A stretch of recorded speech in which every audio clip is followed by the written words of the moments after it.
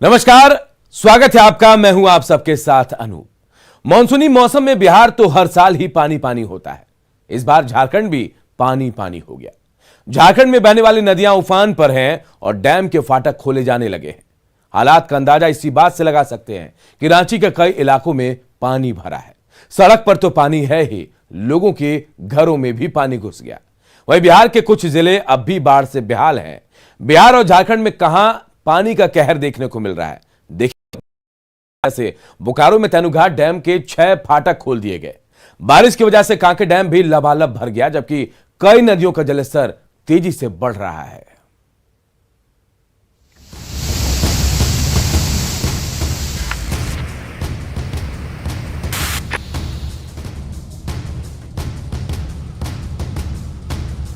खोला गया। फिर शनिवार 3 बजे सुबह में दूसरा फाटक खोला गया। बढ़ते जलस्तर की वजह से सुबह 10:30 बजे डैम का तीसरा फाटक और दोपहर 1 बजे चौथे फाटक को खोल दिया गया। फिलहाल चारों फाटक से पर सेकेंड 3000 क्यूसेक पानी छोड़ा जा रहा है। डैम का फाटक खोले जाने की वजह से दामोदर और नलकारी नदी उफान पर है।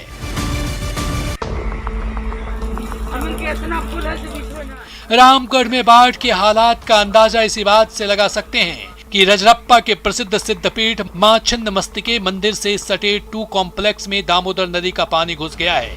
कॉम्प्लेक्स के 2 तल्ले पर तो पानी है ही, भैरवी नदी के किनारे मंदिर के वीआईपी गेट की सीढ़ी तक पानी आ गया है। यही नहीं, आसपास की दुकानों में भी कई फीट पानी है। राजधानी रांची में लगातार हो रही बारिश से कांके डैम लबालब भर चुका है। रांची के हालात भी कमोबेश बोकारो और रामगढ़ की तरह ही है। राजधानी रांची में लगातार हो रही बारिश से कांके डैम लबालब भर चुका है। ओवरफ्लो होने की वजह से कांके डैम के 3 फाटक में से एक फाटक को शुक्रवार की रात को खोल दिया गया। फिलहाल डैम से 1.5 फीट तक के जलस्तर को बाहर निकाला जा रहा है। और आप देख सकते हैं कि इस तरह फाटक खोलने से कई गांवों के डूबने का जो है खतरा मंडरा रहा है। और यहाँ पर आप जैसा कि एक ऐसा कई स्थानीय लोगों की माने तो ऐसा नजारा कांके डैम का उन्होंने पहले कभी नहीं देखा था। आप यहाँ पर के स्थानीय हैं, आपने कभी ऐसा नजारा देखा था क्या? नहीं, 20-25 साल में कभी नहीं देखा है। कभी नहीं देखा ना, फाटक खोलते हुए बहुत बार देखा है। हाँ। लेकिन वो फाटक को ओवरफ्लो करते हुए कभी नहीं देखा। और जिस तरीके से फाटक खुला देखते हैं कि जब इस तरीके से पानी गिरता है बिल्कुल झरने की तरह, तो लोगों के देखने वालों की भीड़ भी यहाँ पर जुट जाती है। कुछ लोग स्थानीय हैं, बच्चे भी यहाँ पहुँचे हैं। तुम लोग यहीं के रहने वाले हो? हाँ जी। तो क्या कभी ऐसा देखा था कांके डैम में? नहीं, ये तो पहली बार ऐसा हो रहा है। तुम कहाँ रहते हो? हम यही पास में, बस्ती में। पास में? हाँ। तुम्हारे बस्ती में भी पानी पहुँचेगा क्या? पहुंच सकता है शायद। है ना? तुम कहाँ रहते हो? हम हथिया गोंदा में रहते हैं। हम अगर हम लोग अभी ऐसा कभी नहीं सोचे थे कि एक दिन में पानी आके इतना भर जाएगा, लेकिन ऐसा पहली बार हुआ है। कांके डैम का फाटक खुलने से डैम के आसपास बसे कई गांवों के डूबने का खतरा बढ़ गया है। आसपास के लोग बता रहे हैं कि करीब 25 साल बाद ऐसे हालात बने हैं। कांके डैम से राजधानी रांची के करीब 20% इलाकों में जलापूर्ति की जाती है और यहीं से आपको राजभवन, मुख्यमंत्री आवास तक यहाँ जलापूर्ति की जाती है।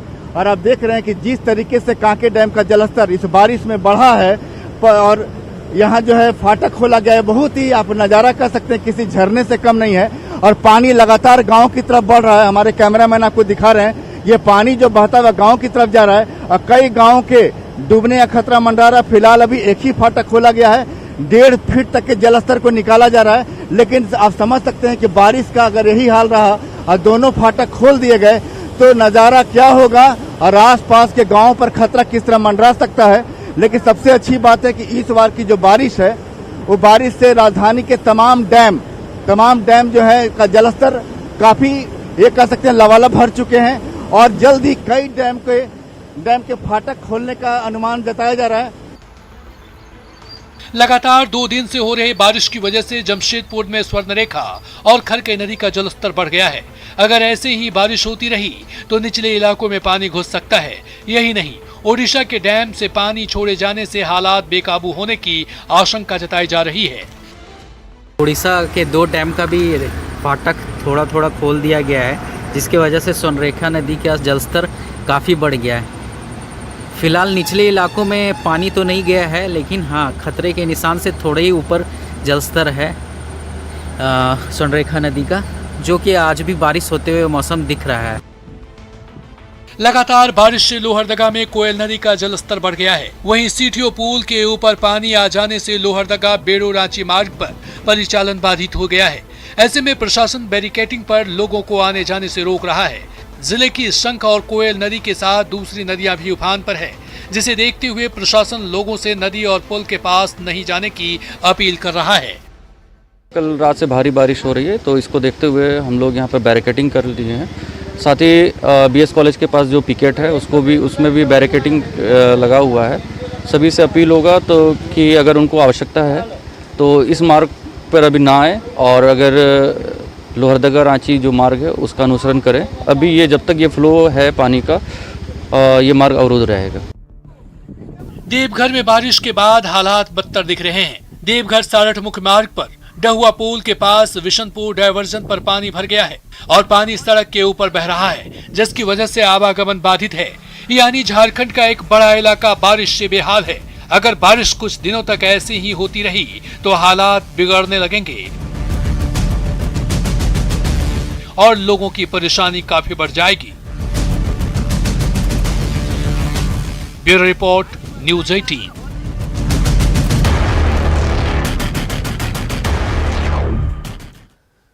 लगातार हो रही बारिश की वजह से झारखंड की राजधानी पानी पानी हो गई है। सड़क के बाद अब लोगों के घरों में भी पानी घुस गया है। पानी इतना भर गया कि कई जगहों पर लोगों को फर्स्ट फ्लोर या फिर सेकंड फ्लोर पर शिफ्ट होना पड़ा है।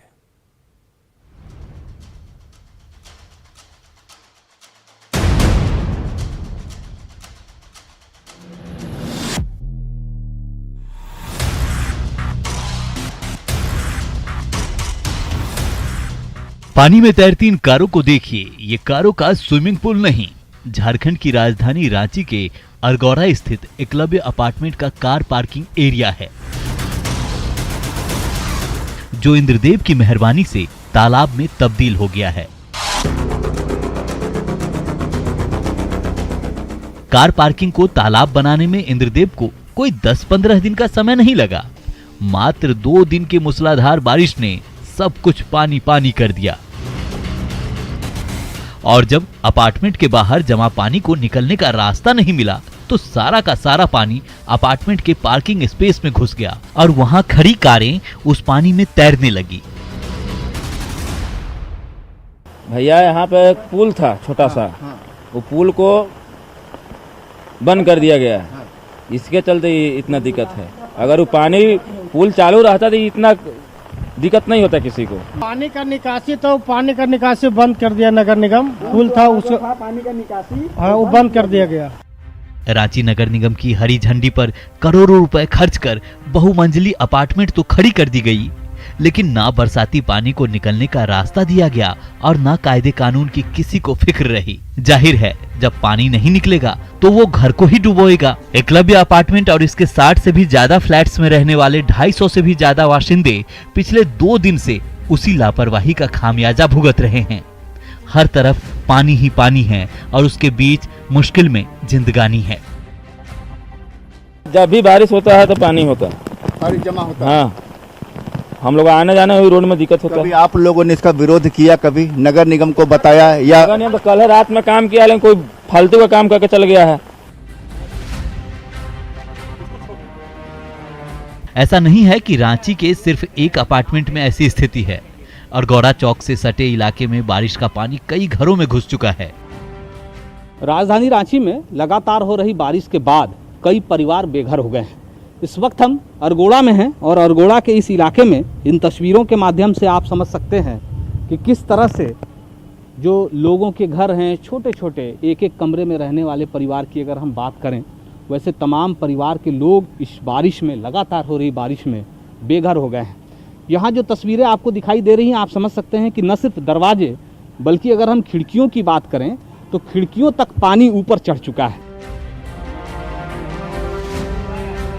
अरगौड़ा में हालात का अंदाजा इसी बात से लगा सकते हैं, बारिश की वजह से कई परिवारों को बेघर होना पड़ा है।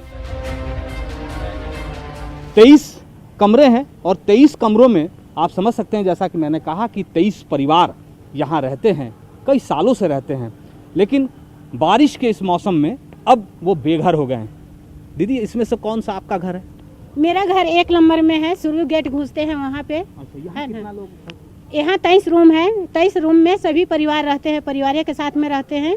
उसके अलावा यहाँ बहुत कष्ट भी हो रहा है। नगर निगम वाला पहले से ही व्यवस्था किए हुए रहते कि किसी का घर में पानी नहीं घुसना चाहिए, तो अभी ये नौबत नहीं आता। कोई जिला प्रशासन का टीम आया आपसे पूछने? नहीं, हम लोग के पास में कोई जिला प्रशासन का कोई टीम नहीं आया है। और हम लोग रात भर जगे हुए हैं, रात भर बच्चा को गोद में लेके खाना पीना हम लोग का जितना भी था सब नष्ट हो चुका है। अरगौड़ा के एक मोहल्ले में 23 परिवार एक एक कमरे में रहते हैं, लेकिन बारिश की वजह से इन सभी 23 परिवारों को एक साथ एक छोटे से कमरे में रहना पड़ रहा है। देखिए, ये जितने परिवार जो मैं कह रहा हूँ कि 23 परिवार की अगर हम बात करें, वो ऊपर की ओर जो दूसरा तल्ला है, उस तल्ले के एक रूम में उन्हें शिफ्ट किया गया है और वो जितना सामान बारिश के दौरान अपने साथ ला सकते थे उसी को वो ला पाए हैं। रात से कई ऐसे परिवार हैं जिनके बच्चों ने भोजन भी नहीं किया है। ये वो एक कमरा है, एक हॉल कह सकते हैं, जहाँ ये जो सामान आप देख रहे हैं वो सामान बताने के लिए काफ़ी है कि ये उन परिवारों के घर का सामान है जो पूरी तरह से पानी में डूब चुका है। 23 के करीब परिवार हैं, कमरे हैं, वहाँ इस वक्त सिर्फ और सिर्फ पानी है और जो सामान वो अपने साथ ला सकते थे वही ऊपर ला पाए। ये किनके सामान है? ये मेरा सामान है आधा। आप बाहर जाके देखिएगा, यहाँ जो कि VIP रोड का गिनती में आता है। हाँ, VIP रोड का गिनती में आता है, यहाँ सरकार चलता है, लेकिन यहाँ सरकार क्या करता है? हम लोग के लिए कुछ करता है? आज एक एक गर्दन में पानी में हम लोग डूब गए हैं, बाल बच्चा को लेके अभी एकदम माने कुत्ता बिल्ली के जैसा हम लोग जी रहे हैं। बेघर होने को मजबूर इन लोगों के अंदर नगर निगम को लेकर बहुत गुस्सा है। ये गुस्सा जायज भी है, क्योंकि नगर निगम ने अगर समय पर नालों को साफ करा लिया होता तो शायद इन लोगों को इतनी परेशानी नहीं होती। 2017 में हम लोग ऐसे ऊपर में आके बिना खाए रह गया, 1 सप्ताह रह गया, लेकिन कुछ नहीं आया। और आज ऐसे भी आज हो गया, आज तो और मुश्किल है। सुबह में क्या ये क्या खा रही है दीदी आप? ये हाथ में ब्रेड खा रहा है। ब्रेड खाने का चीज कहाँ से? सब डूब गया तो खाने का चीज खाएंगे कैसे? चाल दाल सभी तो पानी के अंदर में है। अभी रूम में कैसे होता है? रूम में घुसने ब्रेड खा रहे, खाने में तो कुछ है नहीं। अच्छा, ये बताइए, आप लोग जितने लोग हैं, हम लोग यहाँ कोई भी आया आप लोग का नगर निगम का टीम, कोई नेता, कोई वार्ड पार्षद, कोई भी नहीं पूछने आया, कोई देखने भी नहीं आया। जितना इतना पानी भर गया, कैसे निकलेगा, कैसे सामान निकलेगा, कैसे बच्चा खाएगा, कुछ भी नहीं जानकारी लेने आया। क्या खा रहे हो तुम? पराठा खा रहे। वो पराठा। और तुम्हारा घर में क्या हुआ? क्या हुआ? नीचे पूरा पानी घुस गया। घर में पूरा पानी घुस गया, इसलिए हाँ हम लोग सारा सामान लेकर यहाँ पर हैं। सोचिए जरा, जब रांची के एक VIP रोड वाले घरों की ये स्थिति है तो बाकी जगह पर हालात कैसे होंगे? विश्वास ना हो तो खुद देख लीजिए। देख लीजिए कुंज बिहार इलाके का हाल, कैसे बारिश ने रोड नंबर 1, 2 और 3 के घरों को पानी पानी कर दिया है और रहने वालों को परेशान। ये रांची के कुंज विहार का इलाका है, जहां पर देख सकते हैं किस तरह से बारिश जो है वो अपना कहर दिखा रही है। कितना परेशानी हो रहा है यहाँ पर, हर घर में पानी दिख रहा है, कोई रास्ता बचा नहीं है, लग रहा है नाव निकाल।